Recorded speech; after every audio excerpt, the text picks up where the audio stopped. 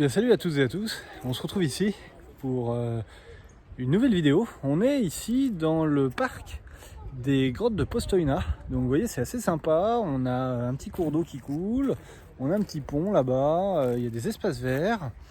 Voilà, donc la grotte se trouve à peu près derrière moi, elle est à peu près derrière moi, voilà. Alors il faut encore monter pas mal d'escaliers et puis voilà, il y a peut-être on a 2-3 minutes à pied. Alors je voulais vous parler dans cette vidéo de l'animal des grottes de Postojna qu'on a évoqué dans la vidéo précédente. Alors il faut savoir qu'il y a tout un tas d'animaux qui vivent dans les grottes. Auparavant, les chercheurs, donc je crois que ça doit faire à peu près 150 ans, pensaient au début qu'il n'y avait pas de vie dans les grottes, et finalement ils se sont aperçus au fil des années qu'il y avait tout un tas d'animaux. Alors c'était plutôt des petits animaux et beaucoup d'insectes qui vivent dans la grotte, et du coup c'est pour ça qu'on peut visiter un vivarium ici à Postojna. Alors moi je veux surtout vous parler de l'animal ici qui est phare. On le voit sur toutes les affiches.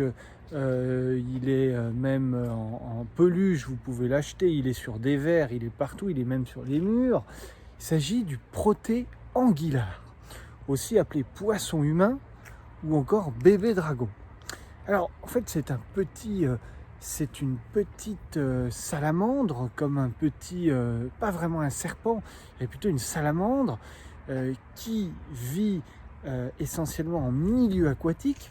Il se déplace comme un serpent et il a quand même 4 pattes qui sont atrophiées, donc qui ne lui servent pas à grand chose. Et d'ailleurs c'est assez bizarre de voir, alors les 2 pattes avant, c'est pas si bizarre que ça, mais les pattes arrière, c'est un petit peu bizarre parce que elles sont bizarrement placées en fait. C'est très bizarre. Alors c'est un animal qui fascine les scientifiques parce que il peut vivre jusqu'à 100 ans, plus de 100 ans, et il peut rester, tenez-vous bien, sans manger jusqu'à 10 ans. C'est ce qu'ont établi les scientifiques. Donc c'est assez impressionnant. Alors, il a cette capacité parce que tout est adapté chez lui pour vivre en milieu cavernicole, donc dans les grottes, où il n'y a pas de lueur, pas de lumière. Il a des yeux qui sont atrophiés, c'est-à-dire qu'il a des yeux quand il naît, mais après il s'en sert plus. Voilà. Par contre, ses autres sens sont très développés. Il va pouvoir même, alors ça c'est très impressionnant, il va pouvoir, quand il n'a plus rien à manger, et que il peut plus, il trouve plus rien, il peut même absorber des tissus à lui pour pouvoir survivre. Donc c'est très impressionnant. Il a également une capacité de régénération, et c'est ça aussi qui fascine les scientifiques, et c'est pour cela qu'ils les étudient. Ici à Postojna, c'est célèbre parce que notamment en 2016, les scientifiques ont trouvé des œufs de proté-anguillard. Et il y a des œufs qui ont éclos. Il y a une vingtaine de protés qui sont nés en 2016. Voilà. Qu'est-ce qu'on peut dire d'autre? Alors, poisson humain, bon voilà, il le surnomme aussi poisson humain. Et puis aussi bébé dragon. Alors pourquoi bébé dragon? Parce qu'on nous dit que à l'époque, il y a peut-être 3 siècles, en fait quand il pleut beaucoup dans les grottes, eh bien, il y a de l'eau qui sort. Parce que je rappelle qu'on a une rivière en dessous et que c'est cette eau, c'est cette rivière qui a formé tout ça. C'est cette rivière qui a formé tout ça, cette grotte, les stalactites, tout ce qu'on voit. Et quand il pleut beaucoup, il y a des protés qui avant, les protés sortaient de la grotte.